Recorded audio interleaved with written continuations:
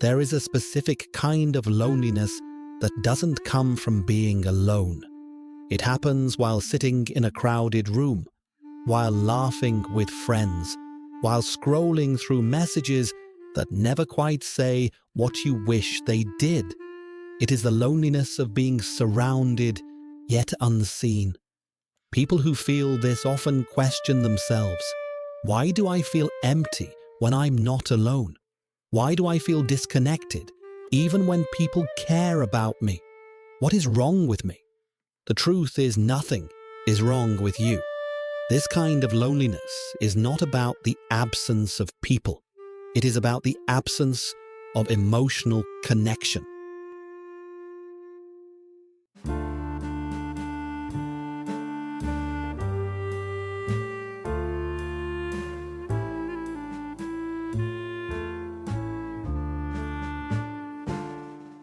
Psychologically, humans do not just need company. They need resonance. They need to feel understood, mirrored, emotionally met. When that does not happen, loneliness appears quietly. People who feel lonely, even when they are not alone, often have rich inner worlds. They think deeply. They feel deeply. They notice emotional details others overlook.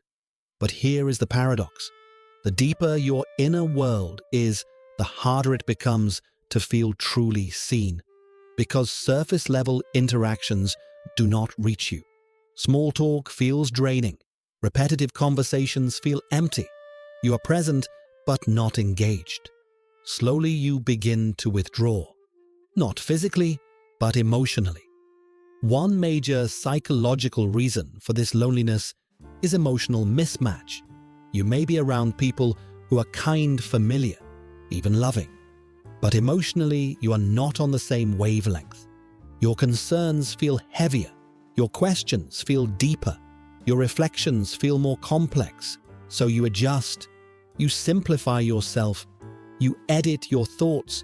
You hide the parts of you that feel too much. Not because you want to, but because you have learned they will not be received. And that is where loneliness grows. Another key factor is emotional awareness. Emotionally aware people sense unspoken tension, subtle shifts, emotional undercurrents. They notice when conversations avoid truth, when feelings are dismissed, when vulnerability is quietly discouraged. So while others feel fine, you feel disconnected, because connection for you requires honesty. Many people like this learned early to understand others before being understood themselves. They became listeners, supporters, safe spaces, but rarely felt safe opening up. Over time, this creates imbalance. You give depth, you receive surface. Even in company, you feel alone. This loneliness often appears during growth, healing, self-reflection, identity change. You are shedding old versions of yourself, but you have not yet found people who connect with the new one. So you float, and floating feels lonely. Another layer is fear of burdening others.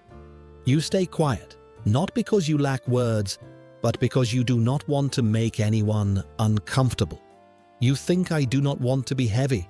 I do not want to ruin the mood. I do not want to ask for too much. So you stay silent. Silence, when it hides truth, becomes isolation. There is also emotional independence. People like this appear strong, self-sufficient, composed. Others assume they do not need support. So no one asks deeply. No one checks in fully. And slowly, you feel invisible. Not because people do not care, but because they do not realize care is needed. There is grief here too. Grief for conversations you wish you could have. Grief for being understood without explanation. Grief for connection that feels natural instead of forced. This grief is quiet because nothing bad happened. No fight, no rejection, no clear ending, just emotional distance. And society rarely talks about this kind of loneliness. So people blame themselves. They think they are ungrateful, too sensitive, too complicated. But this loneliness is not a flaw.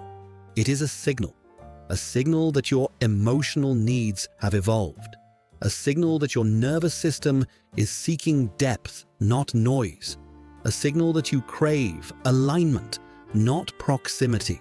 Feeling lonely around others does not mean you need more people. It means you need the right connection. Connection where you do not have to shrink, where silence feels safe, where your thoughts are not rushed, where you feel emotionally met. This kind of loneliness often appears right before meaningful change, before you meet people who speak your emotional language, before you stop apologizing for depth, before you choose honesty over familiarity. Until then, it may feel heavy, so do not invalidate yourself. Loneliness is not weakness, it is information. Notice where you are editing yourself. Every time you silence truth to keep peace, you move further from connection. Allow distance without guilt. Not every relationship can meet every version of you. And be patient. This phase does not last forever. One day, you will sit with someone and feel understood without explanation. And you will realize the loneliness was never because you were broken. It was because you were becoming honest about what you need.